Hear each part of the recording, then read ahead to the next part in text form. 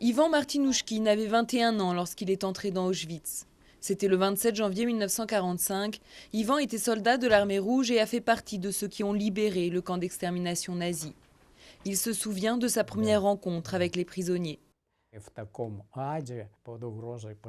Ils avaient vécu l'enfer, ils étaient sous la menace constante de la mort. Alors bien sûr, tous étaient épuisés, harassés.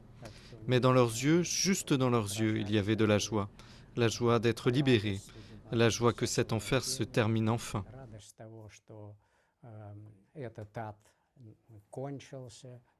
Auschwitz-Birkenau, plus d'1 million de personnes, la plupart juives, y ont péri. Lorsque l'armée rouge arrive au camp, les nazis ont déjà fui. Ivan, comme les autres soldats, a cru entrer dans un camp de prisonniers classique.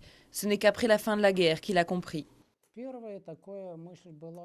Quand on est arrivé et qu'on a vu les fours, on a pensé que c'était des fours crématoires.